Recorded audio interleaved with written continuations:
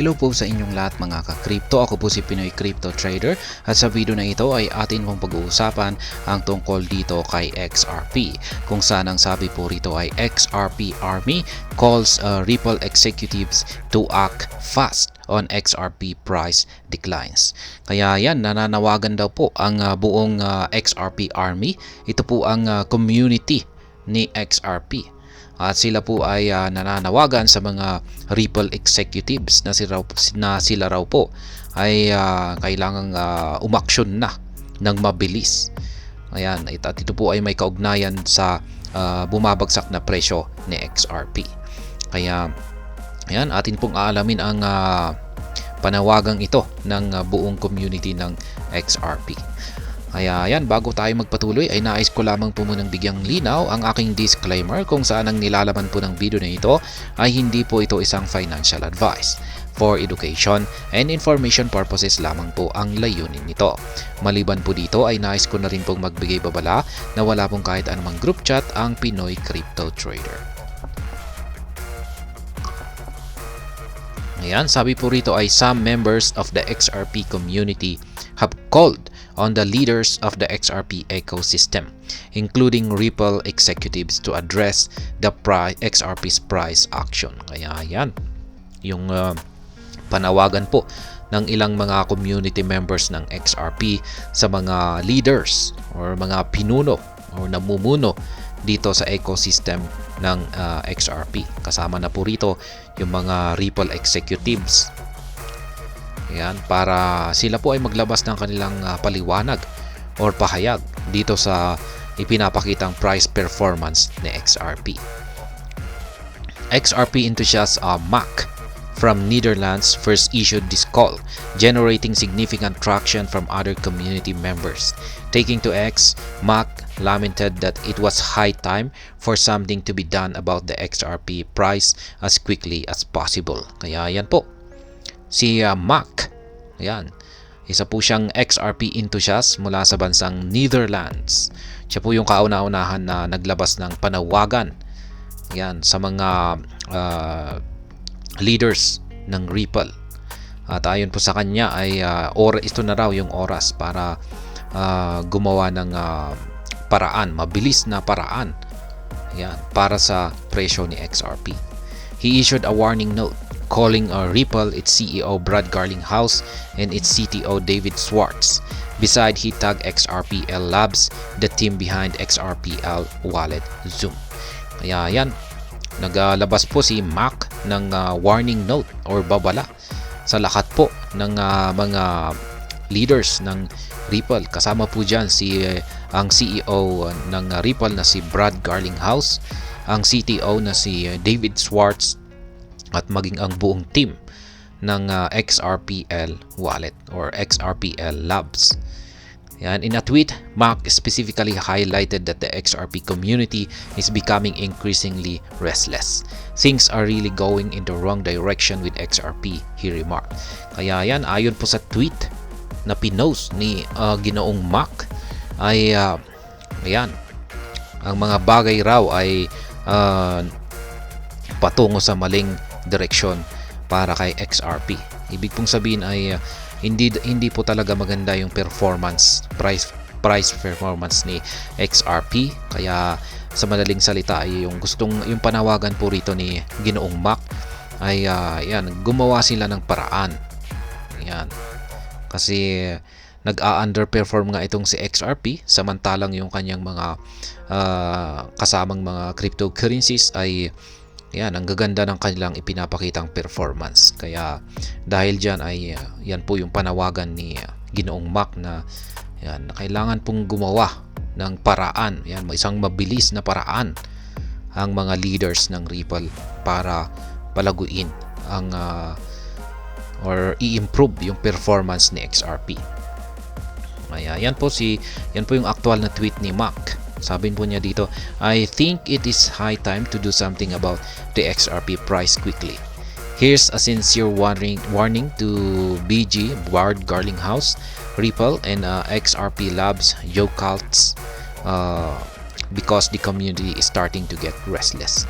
Things are really going in the wrong direction with XRP.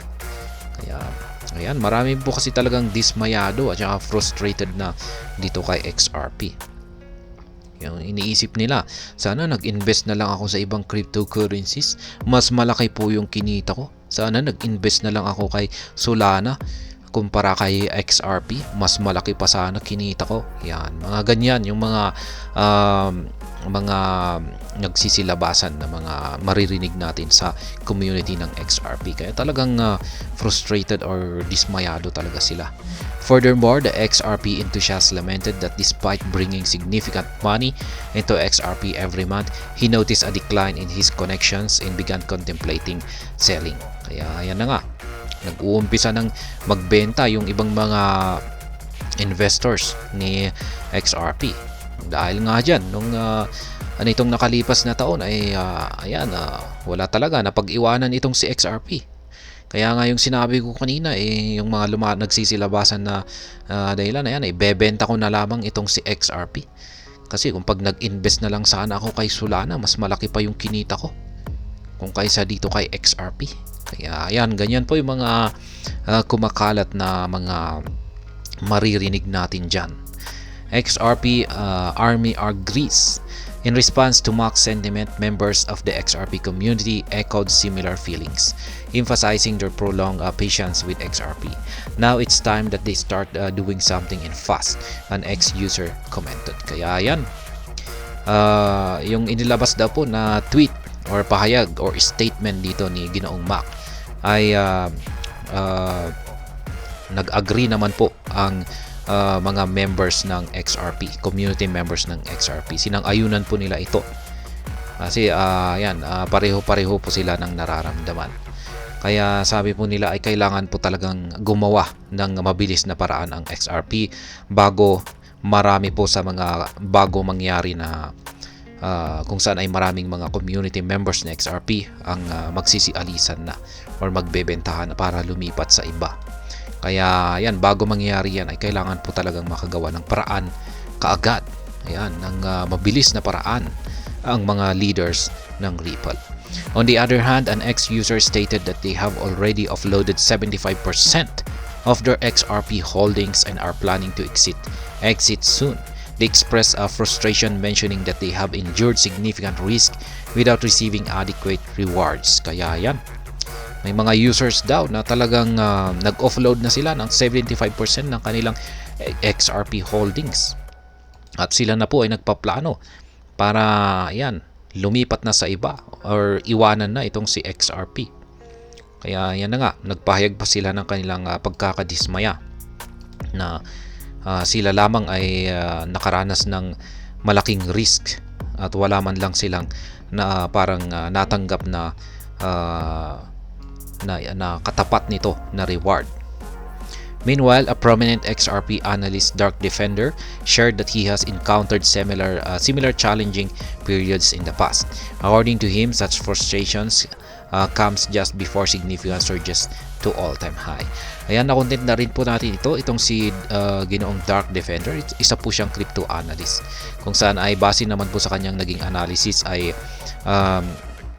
sabi niya ay yung ganitong kalagayan or sitwasyon ng XRP ay nakita raw po niya ito nito sa mga nakaraang performance or sitwasyon ni XRP, kung saan ay maraming na-frustrate or na-dismaya kay XRP, pero pagkatapos niyan ay bigla palang sumabog itong si XRP sa presyong sa kanyang all-time high na presyo. As a result, the analyst advised maintaining clarity regarding the current situation with the desire to capitalize on financial gains. According to the analyst, all indicators favor XRP, which he believes remain a factual observation. Kaya yan, kadagdag pa rito ni Dark Defender ay yung kanyang lahat ng kanyang nakikita sa kanyang mga indicators ay nagpapakita naman po ng bullish yan or pumapabor po sa presyo ni XRP na ito na ay magkakaroon ng isang recovery. Ayan, XRP price. XRP trades at 0.5231 with 1.83% gains over the last 7 days, while welding a significant 16% decline in the last 8 weeks. The frustration among community members arises because XRP's current price mirrors the same threshold it traded at 5 years ago. At the same time, tokens like Ethereum and Cardano have recorded gains of up to 1,000%. Kaya yan nga, kung ikukumpara natin ito kay sa mga ibang mga tokens katulad po ni Ethereum at saka si Cardano, ay ayan, ang laki po ng kanilang difference. Yan, lalong-lalo na kay Solana. Furthermore, XRP scarcely experienced movement in late 2023. Meanwhile, the comparable prominent tokens witnessed gains exceeding 100%. This trend has led XRP holders to lose hope regarding its potential increasingly. Kaya yan, ito po yung talagang mas nagdulot ng frustration or pagkadismaya sa community ni XRP. Yung kanyang naging performance nitong nakalipas na taong 2023. Ayan, dahil po rito ay ayan, na halos nawala na po yung tiwala ng mga holders ni XRP dahil dito. Kaya yan pong muli ang panawagan ni Ginoong Mac dito sa mga leaders ng Ripple na kailangan daw po nilang gumawa ng aksyon. Yan, mabilis na aksyon sa madaling panahon. Yan, bago mahuli ang lahat. Kaya ayan, hanggang dito na lamang po tayo sa video na ito. Sana po ay inyong nagustuhan ang aking paliwanag dito. Kung inyo po itong nagustuhan ay pakiclick lamang po ang like button nito. Para naman po sa mga bago lamang dito, kayo po ay aking inaanyayahan para mag-subscribe. Pakiclick na rin po ang bell icon nito dahil ito po ang siya magsisilbing notification nito sa mga bago kong videos na akin pong ina-upload sa aking YouTube channel na ito. Marami pong salamat sa panunood.